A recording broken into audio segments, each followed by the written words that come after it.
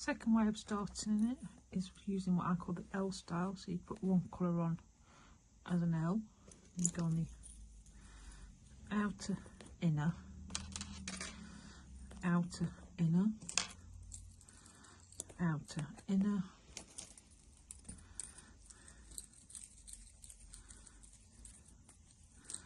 outer, inner, and then with your last one is a worker. You want your worker on the outside and on the inside. This will interlink the threads, and this is a great way of starting if you're doing it in half stitch.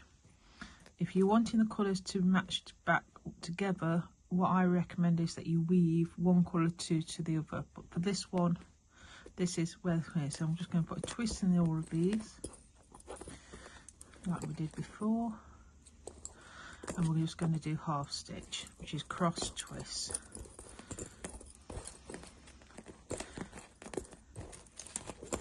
Now this is not as structurally as firm as the other one, which is in double half stitch. And if you started with one, so you can see where you're at the end of the row, you've got a twist already in the thread. You had one more twist in before putting the pin in.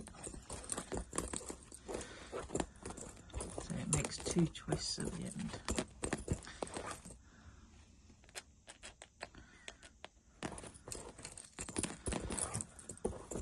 And you can see how the colours mix together. They come in one stitch, one worker with a friend, does a stitch and leaves with another one. So you can see here it's navy and the white worker with the navy thread, does a cross and a twist, and it then take two out, bring two in, so you've got the white and now the red.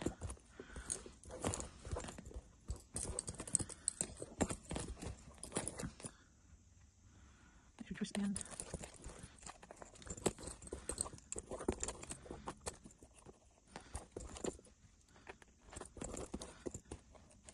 Always one that decides to clip in. Two stitches done different ways.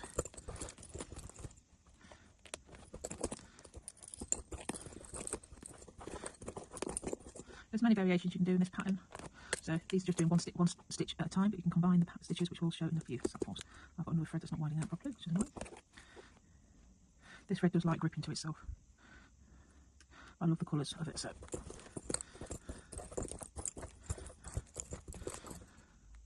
Now remember to keep an eye on the threads as they arrive, because they all need to have a twist in them. And if you find you get one like this, what you'll end up with a hole in the pattern. So they arrive across in the threads, and they leave with across in the threads. A way of thinking about that is if you're doing a dance, you curtsy before and you curtsy to leave. Making sure you've got a twist to keep the white one running through. Now I wouldn't recommend doing just straight cloth stitch with this pattern, because the wide bit would make the cloth stitch doesn't stretch out to that gap. So if you want to do cloth stitch in the middle, I would say do a double half stitch on the edge to give a firmer edge to it. You can see how half stitch stretches and fills the gap.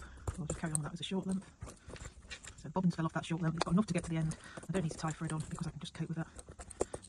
You've got literally,